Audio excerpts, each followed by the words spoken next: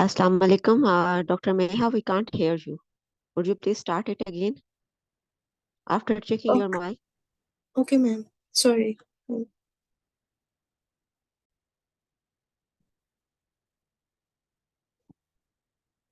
Bismillahirrahmanirrahim. Quote of the day: Allah understands our prayers even when we can't find the words to say them. Assalamu alaikum, everyone. Today, the topic of my presentation is cold chain, and I'm presenting it under supervision of my professor, Dr. Sarah Afzal. Learning outlines, introduction of cold chain, uses of cold chain and vaccines, components of cold chain system in Pakistan, and recent advances in the end. Learning outcomes. By the end of this presentation, participants will be able to describe cold chain, its components, along with the knowledge of cold chain system at national level. Now, what is cold chain? Cold chain. It refers to managing the temperature of perishable products in order to maintain quality and safety from the point of origin to the distribution chain to the final consumer. It is a low temperature controlled supply chain. Uses. Cold chains are common in the food and pharmaceutical industries and also in some chemical shipments. As medical breakthroughs, such as in cancer treatment, have taken place, the demand for cold chain systems has grown. The COVID-19 pandemic and its associated vaccinations have caused a vast early increased need.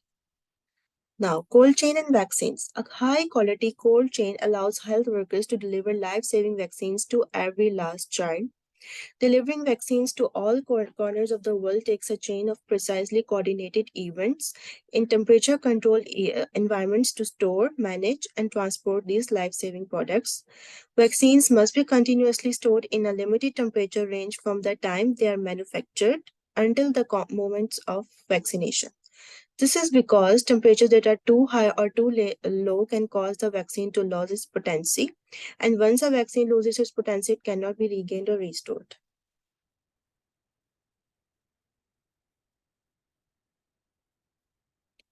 Now, how do vaccines move along the cold chain? This is the whole cycle that shows that how the vaccines move through different stages. And here we can see that when UNICEF sends vaccines, they always travel directly by the plane from the manufacturer as refrigerated cargo to the country where they will be used.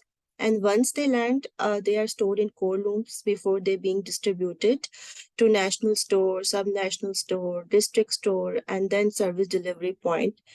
And from the storage facilities, then they are travel to these service delivery points like village level, and health workers then carry these vaccines in their cold boxes and vaccine carriers, traveling by different modes of vehicle and to immunize every single child, every last child, even in the most remote of areas of the village.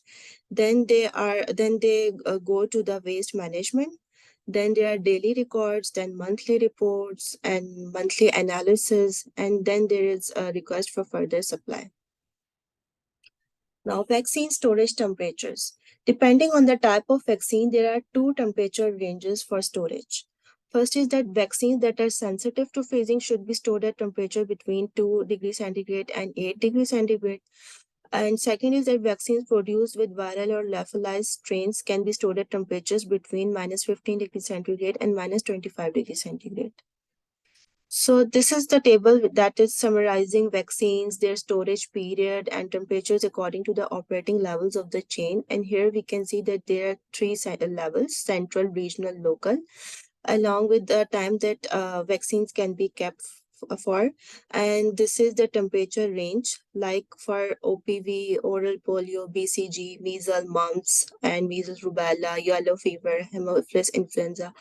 At the central and regional level, the temperature should be in between minus 15 to minus 25 degrees centigrade, and at local level, they should be stored at plus 2 to plus degrees centigrade.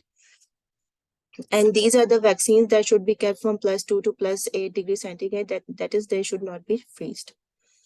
Now, what are cold packs and ice packs? These are flat bottles of plastic which are filled with water. No salt should be added in the water, and they are used in the vaccine carriers after freezing with water. Conditioned ice packs or cold water packs between +2 to +8 degrees centigrade are used to keep vaccines cool inside the non-freeze preventative vaccine carriers or cold boxes.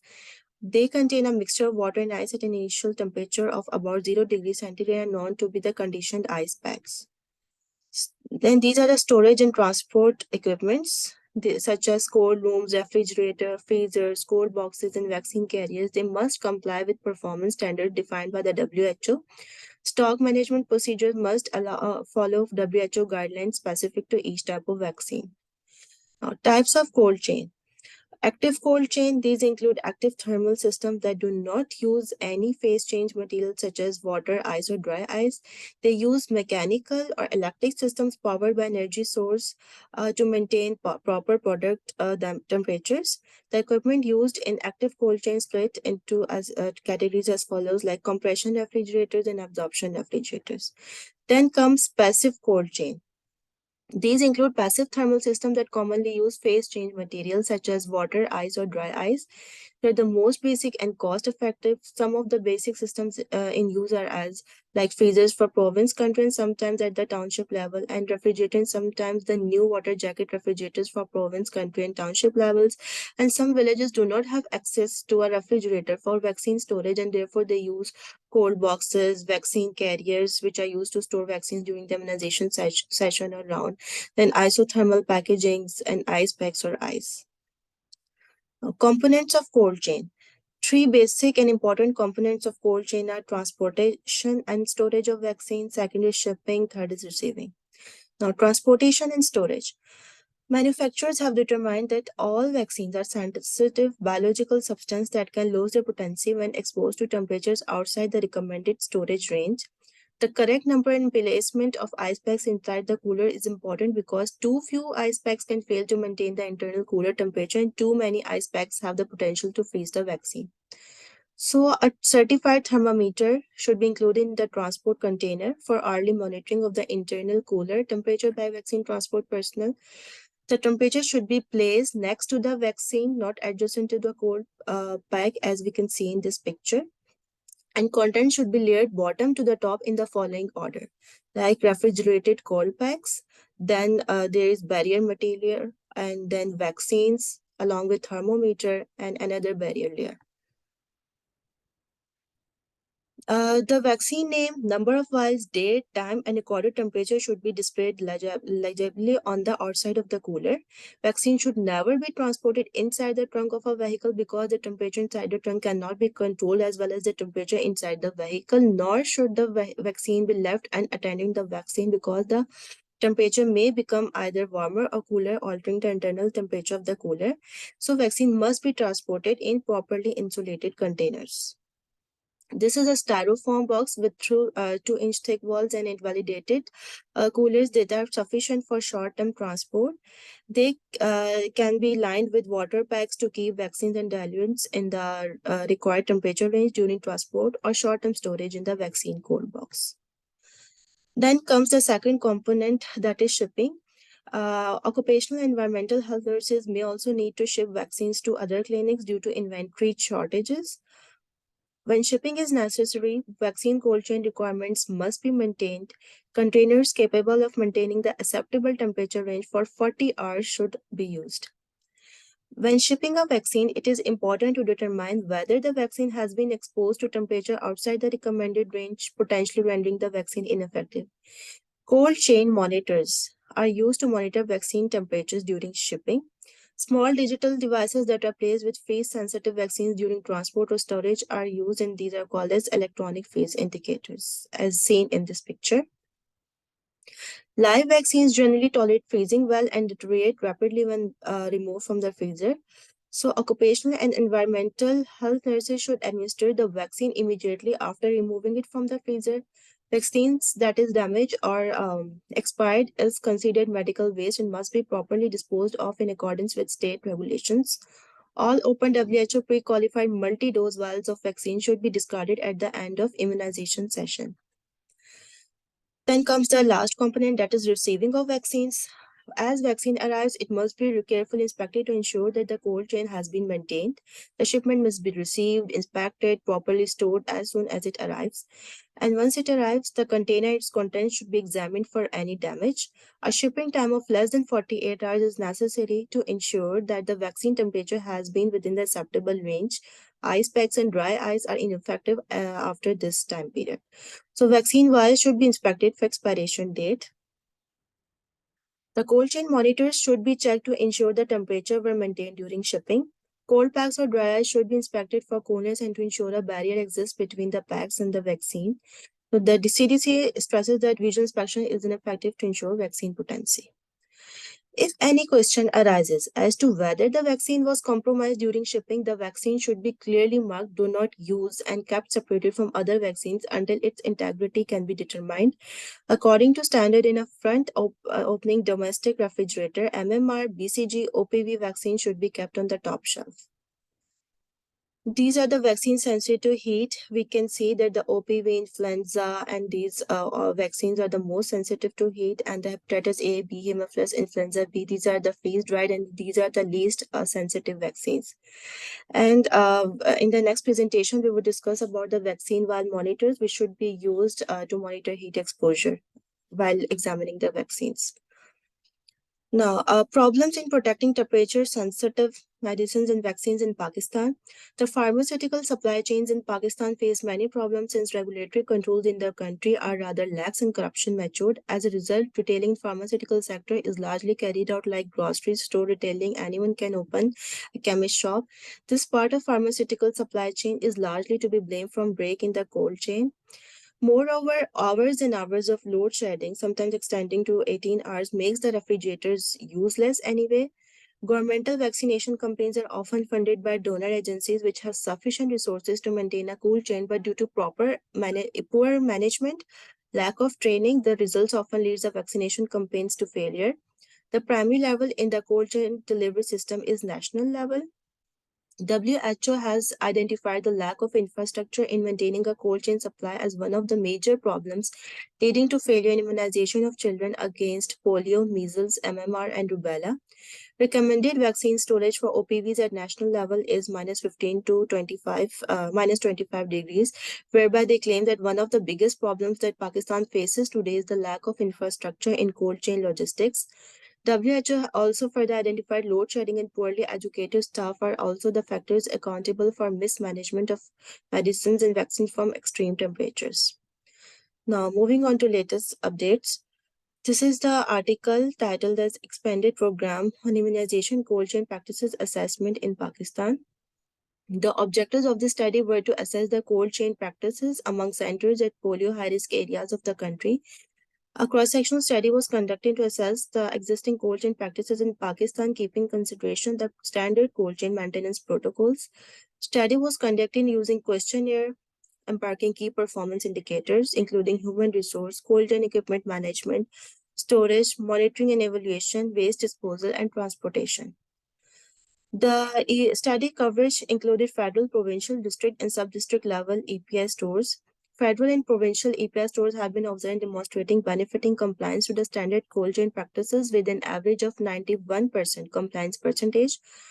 However, cold chain practices in place at district and sub-district levels, EPI stores were observed to be on average 77 and 63% compliant with the standard guidelines. Optimization of cold chain practices to uplift the current cold chain system at the levels of district and sub-district is needed. MCQs. In Pakistan, polio, and MCQ number 1, in Pakistan, polio is still found in some areas. Vaccines are available for it worldwide and even scheduled in EPI program of Pakistan. It is shipped and stored for use.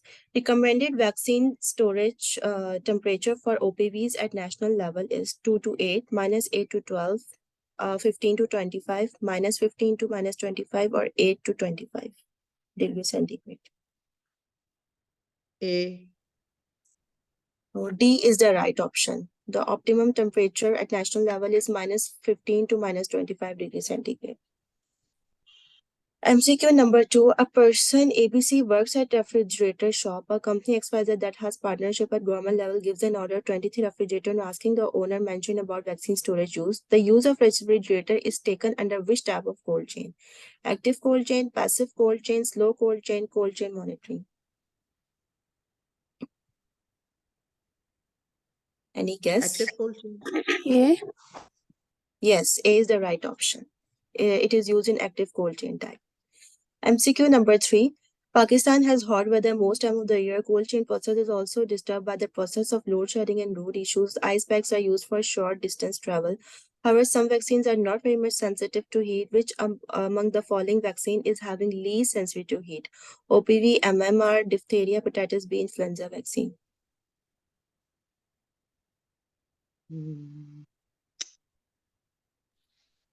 E?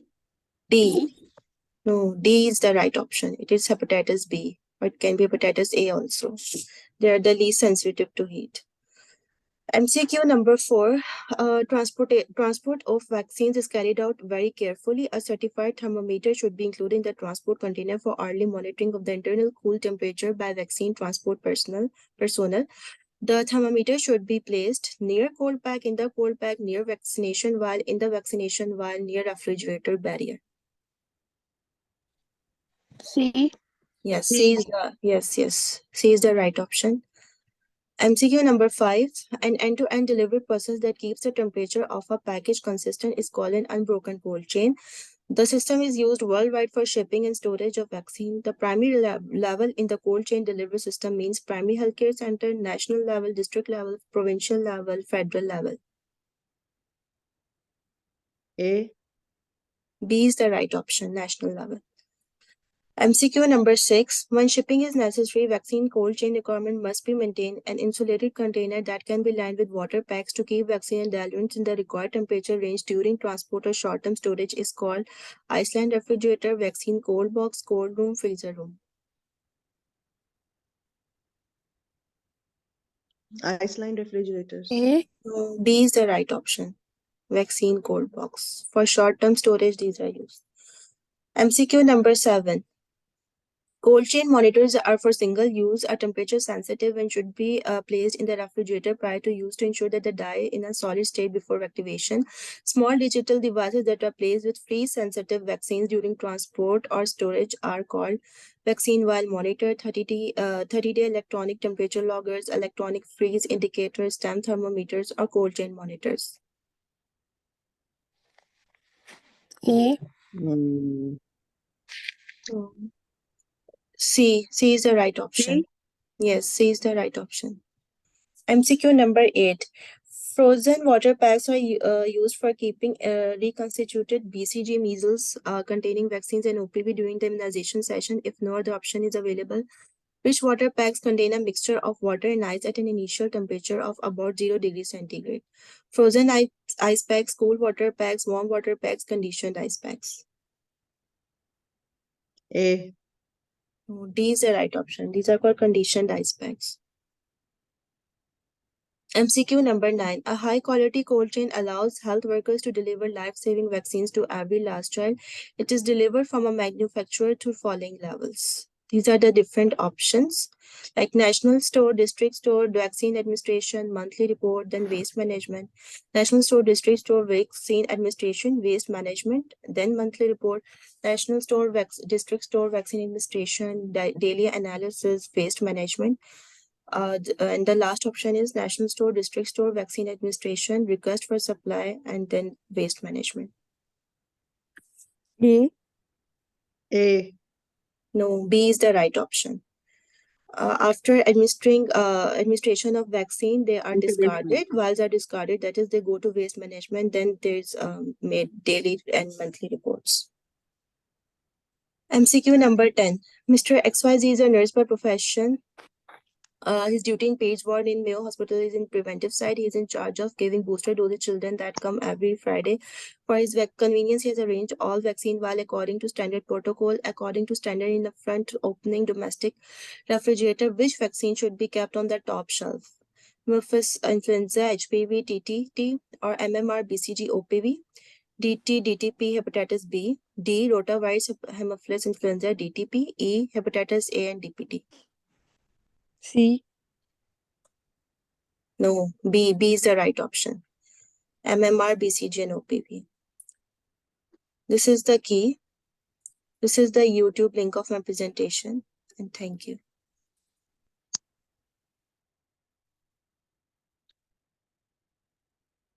Kindly stop the recording, Dr. Neha. Okay, Dr. Shadia.